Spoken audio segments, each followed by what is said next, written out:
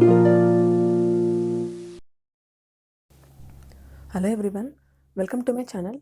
In this video we are going to learn about the storage classes in the C language. So in this video we are going to discuss about what is a storage class in the C language. Okay. Suppose if you want to declare a variable in the program, then you will declare it using the data type. Right. Suppose I want to declare a variable a, then I will declare that variable a using int a. Okay, so because it is of the integer format, I am declaring it with the int a.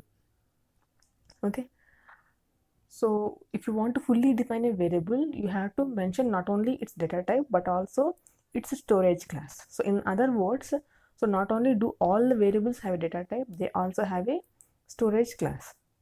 Okay, so if you don't specify the storage class of a variable in its declaration part, then the compiler will assume a storage class depending on the context in which the variable is used. So thus variables have certain default storage classes.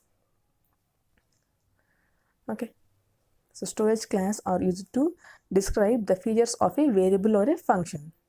Okay, so in the previous videos we have discussed that declaring a variable and declaring a function is similar. Okay, so in the case of declaring a variable, we are declaring the variable with the data type, and then we are defining the particular variable. And if you want to use that variable, you are using that variable in the operations, and we are printing that variable. Okay, so similarly, if you want to declare a function, so you are declaring it as a function prototype. Okay, and then we are calling that function, and then we are defining the function. Okay, so declaring a variable and function are similar. Okay, so if you want to declare a variable or a function, you have to first of all declare the data type of that particular variable, and it is also very important to declare the storage class. And if you are not declaring the storage class, then the compiler will automatically assume that it is a, so based on the context given in the variable, so it will allocate the storage class to the particular variable or a function. So these features basically include the scope, visibility and lifetime, which help us to trace the existence of a particular variable during the runtime of the program. So the storage class has the three features here. Okay, so it includes the three features, that is scope, visibility and lifetime, that help us to trace the existence of a particular variable during the runtime of the program.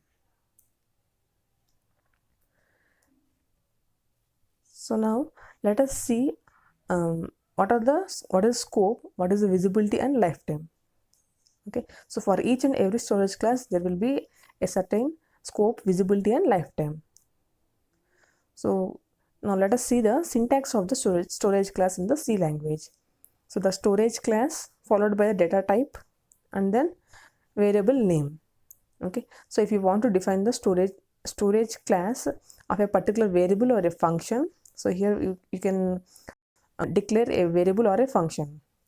So you have to define it with the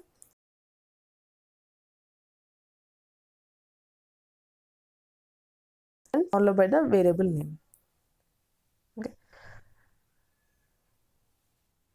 so now let us see what are the features of the storage class in the C language. So first one is the scope of a variable. So the scope of variable is the part of the program within which the variable can be used. So normally the scope means, so it is a part of a program within which the variable can be used. The scope of a variable means, so the area of the variable where it will be available. Okay, so here the scope of a variable means in the program at certain part only that particular variable will be available. Okay, so at particular part of the program or particular area of the program, so that variable will be available to use. So that is called as the scope of the variable. So the next one is visibility of the variable. So the scope describes the visibility of an identifier within the program. So the scope describes the visibility. So here the visibility is a subset of the scope and scope is a subset of visibility. So if a particular variable is available, then it can be visible to the, it will be uh, visible to the programmer.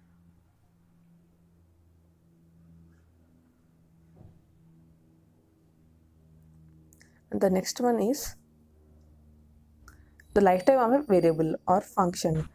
Okay, so the lifetime of a variable or function is the time duration for which memory is allocated to store it and when that memory is released. So the lifetime of a variable tells us that when the particular memory is allocated for the variable. Okay, so after declaring a variable and defining the variable, so the memory will be allocated for that variable, right? So with a certain memory address.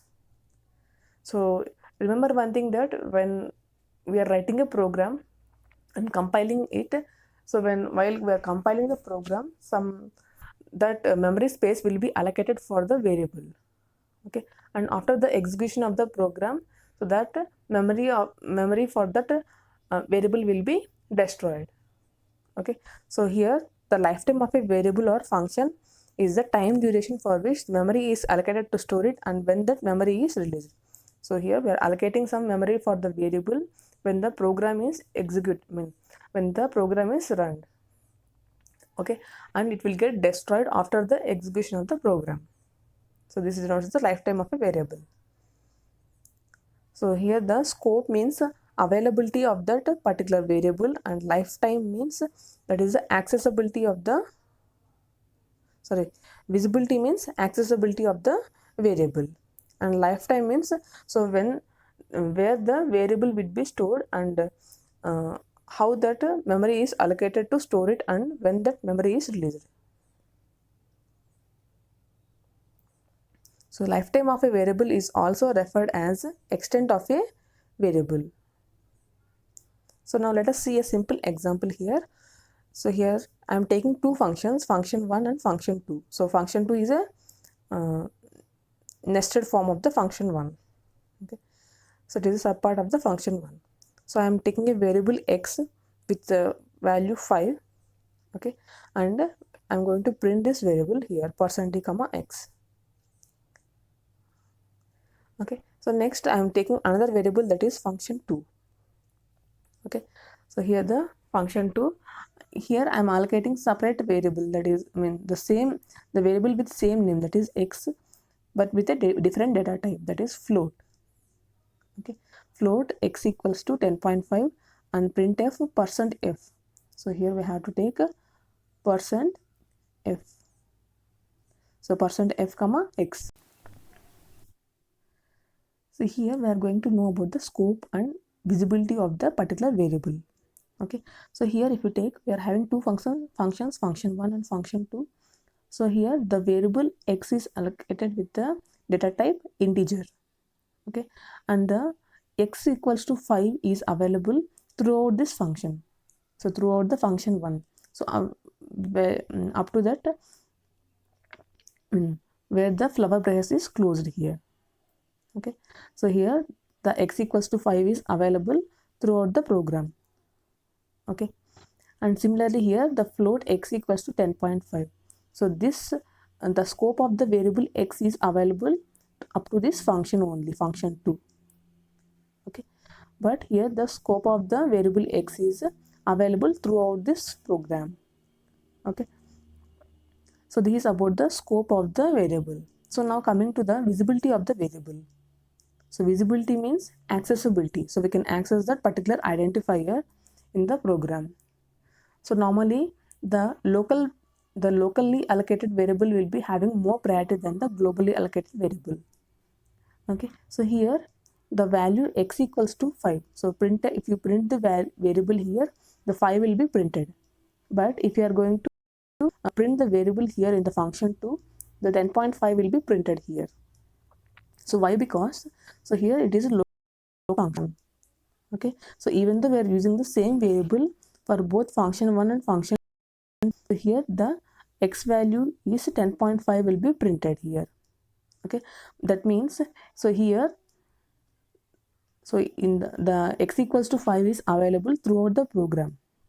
right? So here x equals to 5 is available, but we cannot access that variable. Okay, so here x equals to 5 is available, but we cannot access that variable. Okay, so it is not visible to this particular area of the program. But here if you come here, so here the x equals to 5 is available, and as well as we can access that variable. Okay, so we can print that identifier x equals to 5. Okay, so that is the scope and visibility.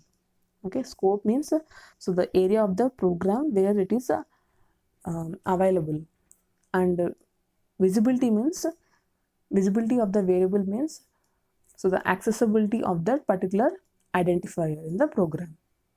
So here, so the variable x is available as well as accessible. That means so it is in the scope of the variable x equals to 5, and it is also visible. But here, even though it is under the scope of the x equals to 5, so we cannot access that variable. So we can access only the local variable. Okay, so this is about the difference between the scope and visibility. And lifetime means so when a program is run, okay, certain memory will be allocated for that variable.